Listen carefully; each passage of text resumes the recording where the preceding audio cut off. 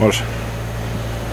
Pozdrav ekipa, evo nas ponovno i ovoga puta iz Varaždina, a danas u posjeti Mirku i članovima prvog dobrovoljnog vatrogasnog društva u Hrvatskoj, dobrovoljnog vatrogasnog društva Varaždin. Više o njima pogledajte u ovoj emisiji.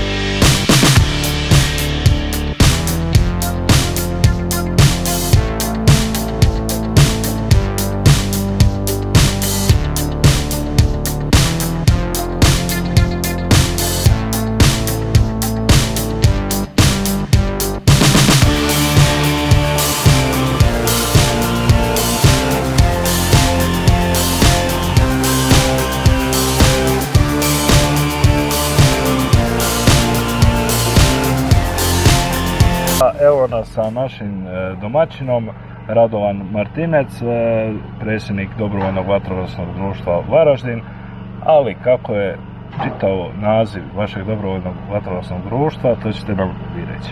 Prvi hrvatski dobrovoljni vatrogasni zbor u Varaždinu je naš povijesni i puni naziv.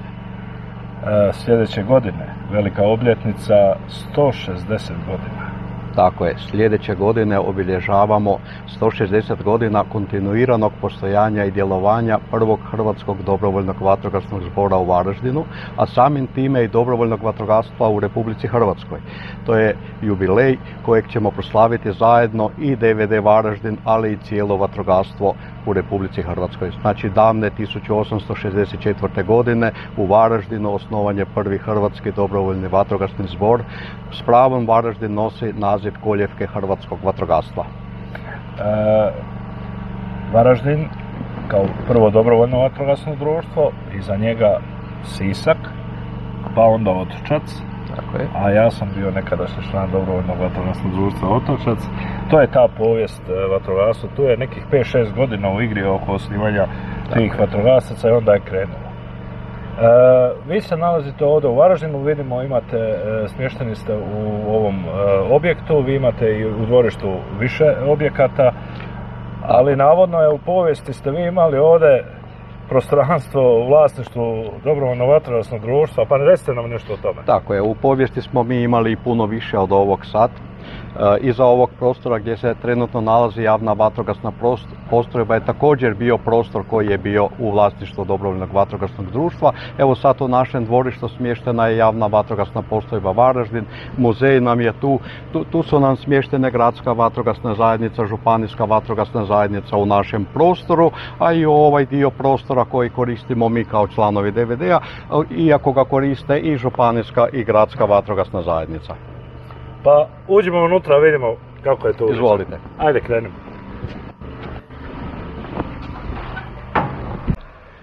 I evo, uveli ste nas unutra, nalazimo se u predvorju, tu je mali šank, tu je mala kuhinjica. Evo, ovo je naše predvorje, na katu nam se nalazi naša kancelarija. To nam je ulazni prostor za malo druženje nakon naših događaja, predavanja, seminara, sjednica. Evo, kao što vidite, ovdje na našim zidovima ukrašavaju slike s našim članstvom, ali i slike od posjeta naših predsjednika. Naime, svaku punu obljetnicu koju slavimo od 1994. godine pokrovitelj nam je predsjednik Republike. Tako je 1994. predsjednik Republike bio prvi puta pokrovitelj proslave obilježavanja godišnjice našeg DVD-a. Tu tradiciju nastavljamo i dalje, znači sljedeće godine nam je pokrovitelj također predsjednik Hrvatske Republike, gospodin Zoran Milanović. Evo od bivših posjeta naših predsjednika slikica. Našeg prvog predsjednika. Tako je. I odavde onda možemo otići u salu. Ući u salu našu.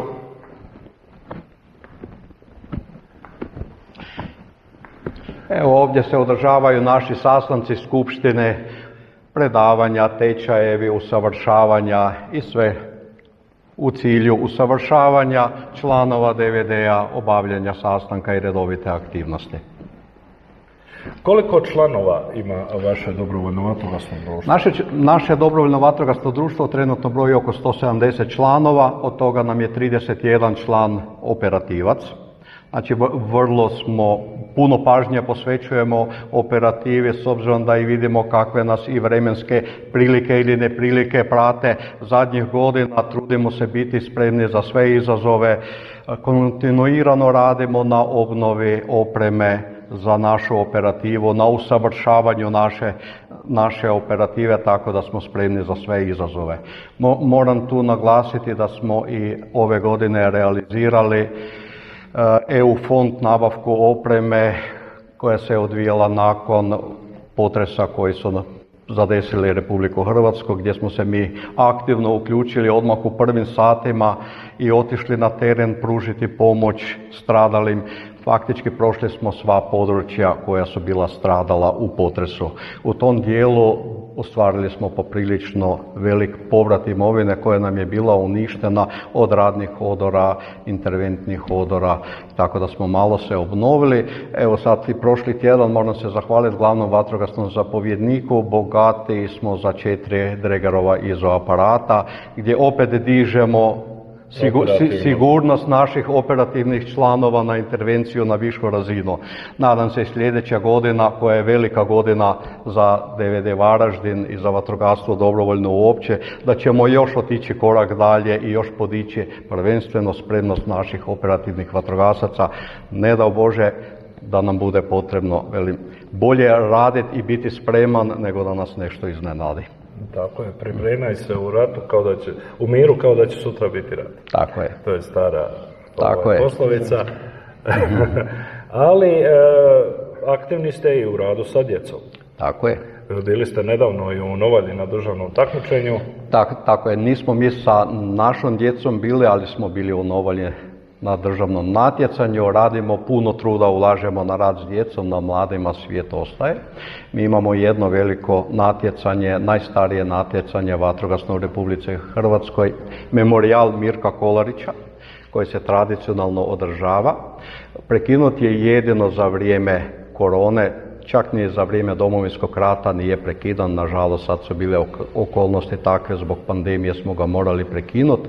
Prošle godine smo nastavili, ove godine već stvarno se pokazao uzlazni trend broja ekipa i posjetitelja, što nam je iznimno drago. Na taj način se najbolje vidi i snaga hrvatskog vatrogastva, ne samo našeg varaždinskog, nego i hrvatskog vatrogastva, jer faktički kroz taj natjecateljski dio se vidi i spremnost dobrovoljnih vatrogasaca da sudjeluju u intervencijama i spašavanjima koja budu pred njih postavljena.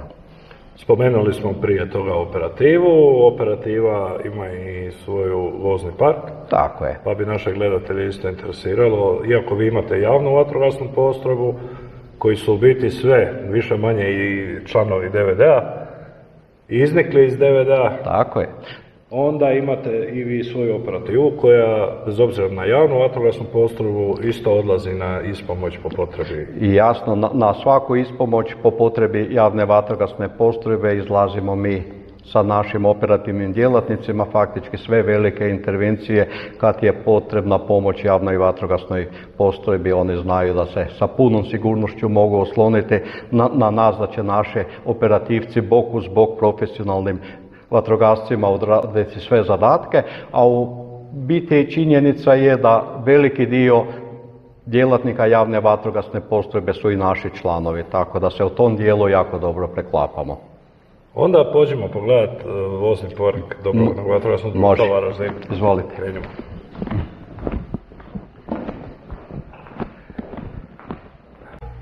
I evo sa nama je zapovjednik dobrovoljnog vatrogasnog društva Varaždin, Jurica Buden. Jurice, pozdrav.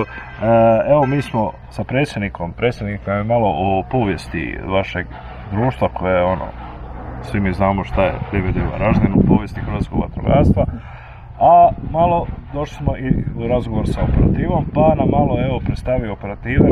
Zapovjednik je već rekao, predsjednik je već rekao koliko imate operativaca, ali evo može slobodno ponoviti koji broj operativaca imate i koja vozila imate i malo da vidimo šta je to. Pa ovako, znači imamo u svojem posjedu imamo znači kombi vozilo za prijevoz vatrogasaca, znači 9 osoba, to je ovaj Peugeot Boxer, da 2014. godište, evo služi nas sve, izlazimo sa njim na sve intervencije koje nas diže javna postrojba ili gradska vatrogasna zajednica, uslužne intervencije, evo sad smo nedugo imali u nedjelju osiguranje i polumaratona Varaždinskoga. I služi kao prijevoz ljudi i opreme. Tako je, da. Ali, pored njega, vaše navalno vozilo, možete nešto više reći o njemu? Ovako, znači imamo i navalno vozilo marke MAN, 99. godište. To je znači opremljeno je sa 2500 litara vode, imamo i u njemu i hidraulični alat za tehničke intervencije, ima i potopna pumpa, agregat za rasvjetu, sve ima. Kabina je znači momčadska kabina. Tako je, 4 iza i naprijed, 1+1. Opremljeno izolacijskim aparatima. Vi znači možete i samostalno djelovati s njim, imate svu opremu, ne samo kao ispomoć, nego možete i samostalno. Samostalno, da, možemo. I sva oprema potrebno što je, tu je na njemu i rasvjeta, rasvjetni stup ima i sve, jel tako? Da. Znači i za tehničke intervencije i za strukturne požare. Da. Znači klasično navalno vozilo, unutra je dodano znači hidraulični alat. Da vidimo malo s druge strane što imate. Može, evo.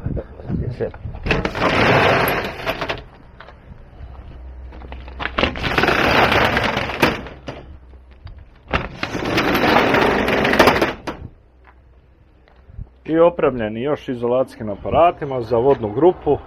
Da, i plus rezervne boce i za navalnu i za vodnu grupu.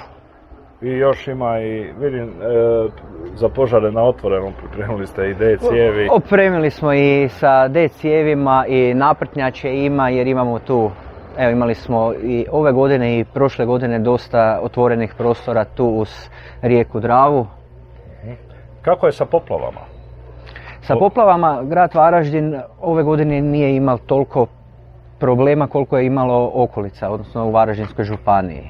Tako da intervenirali smo, ali ne u tolikom broju. Pa ispomoć postrojbi tu u gradu, ali kažem, nije bilo toliko intervencija koliko je bilo na području ostalih općina u Varaždinskoj županiji. Inače, zapovjednik DVD-a Varaždin je i djelatnik javne vatrogasne postrojbe. Da, vatrogasac sam u javnoj vatrogasnoj postrojbi. I koliko vas ima, dosta vas ima iz javne koji su članovi i u DVD-u? Ima nas dosta. Svi ste manje više i ponikli iz DVD-a? Ma da. Svi smo krenuli praktički iz DVD-a. To je manje više svugdje u Hrvatskoj tako, jedni bez drugih ne možemo i to je najbolje tako. Da. Sinergija. Ništa, evo, hvala vam na prezentaciji vaših voznog parka, odlična vozila, nadam se da će vam služiti više za vježbe nego za intervencije. Da. A mi se vraćamo i da se oprostimo i završimo za danas, vratit ćemo se kod predsjednika.